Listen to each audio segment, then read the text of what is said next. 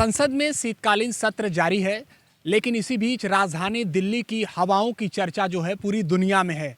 Air quality index ने सभी को हैरान कर दिया है। हमारे साथ बातचीत के लिए समाजवादी पार्टी के कद्दावर नेता और समाजवादी पार्टी से चंदौली के सांसद वीरेंद्र सिंह जी हैं, हम उनसे बात करेंगे।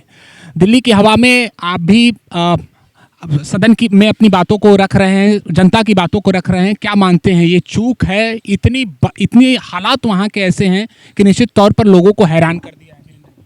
ये चूक नहीं, चालाकी है सरकार की कि जब जब सदन के अंदर प्रदूषण के मुद्दे को उठाने की कोशिश की गई, एक तो सदन में अध्यक्ष के द्वारा अनुमति नहीं दी गई और मुद्दे को डाइवर्ट करने के लिए ई सिगरेट जैसे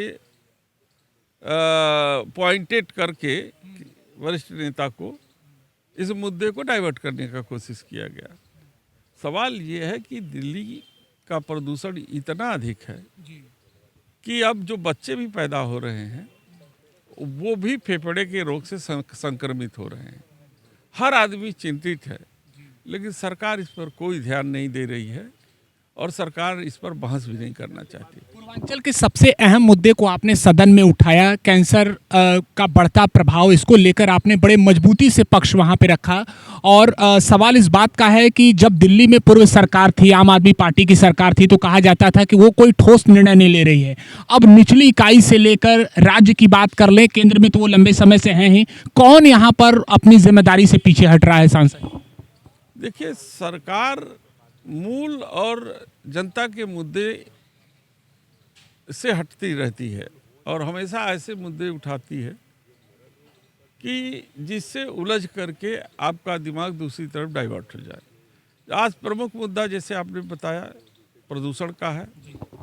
प्रमुख मुद्दा रुपए के डिमूल्यन क्या है कि जिस तरीके से उनका अवमूल्यन हो रहा और रुपया जैसे कमज़ोर होता चला जा रहा है, उस पर कोई चर्चा नहीं हो रही है। महंगाई बढ़ रही है, उस पर कोई चर्चा नहीं हो रही है।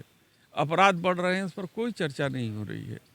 तो सरकार इन जनहित के इन सारे मुद्दों पर वो चर्चा नहीं करना चाहती। टीटी के मुद्दे पर काम रोको प्रस्ताव के जरिए हम लोगों ने डाला, नियम 56 के तहत डाला, लेकिन सरकार उसको रिजेक्ट कर देती है, नहीं सुनना चाहती है।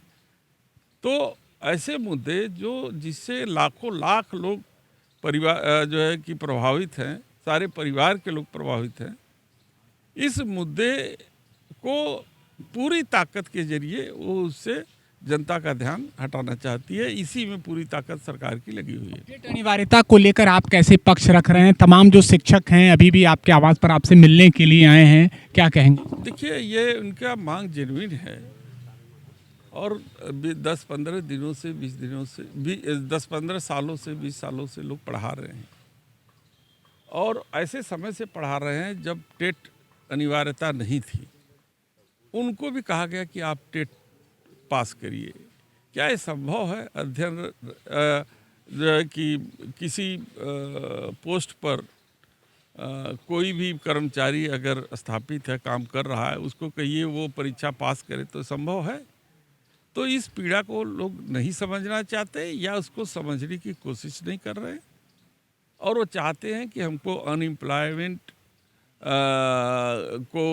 पर फोकस न होने पावे और उनकी पूरी मंशा ये है कि नौजवानों को रोजी रोजगार से दूर रखा जाए और बस इसी तरीके के लुभावने नारे के जरिए उनका ध्यान बटाया जाए। सवाल, पीडीए को आप एक उत्तर प्रदेश और देश का गुलदस्ता बताते हैं। कुछ ही घंटे पहले अब ये तय हो गया है कि भारतीय जनता पार्टी के उत्तर प्रदेश के प्रदेश अध्यक्ष होंगे पंकज चौधरी। क्या मानते हैं 2027 के लिए क्या समाजवादी पार्टी के लिए चुनौती होगी? क्योंकि पिछड़ा वर्ग से आते हैं वो, आप उसी फैक्टर को लेकर समाज के बीच जा रहे थे। देखिए, सबसे पहले पंकज चौधरी जी की नियुक्ति पर उनको मेरी तरफ से शुभकामनाएं। और जो सवाल आप कर रहे हैं वो सवाल ये स्थापित करता है कि अब भारतीय जनता पार्टी पीडीए के द्वारा बनाए रास्ते को फॉलो करती है, वो हमको फॉलो करते हुए चल रही है, इसलिए हम अपनी जीत मानते हैं। आप अपनी जीत मानते हैं तो 2027 को लेकर आप क्या सोच रहे हैं? एक तरीके से माना जाए तो अब पार्टियों ने कमर कस ली है, अभी भी से तैयारियां दिख रही है, तो समाजवादी पार्टी क्या सोच रही है? अखिलेश यादव जी ने भी एक बड़ी बात कही है एक मंच से। देखिए, सवाल ये है कि पीडीए हमेशा तैयार रहा है और 2027 में सरकार पीडीए की बनेगी, अखिलेश जी मुख्यमंत्री होंगे, इसमें कतई कोई संदेह है ही नहीं है।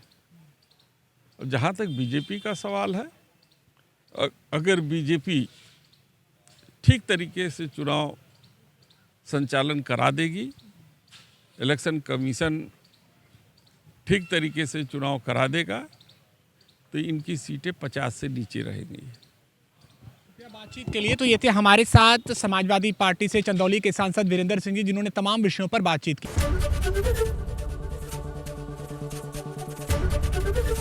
एबीपी गंगा, खबर आपकी, जुबान आपकी।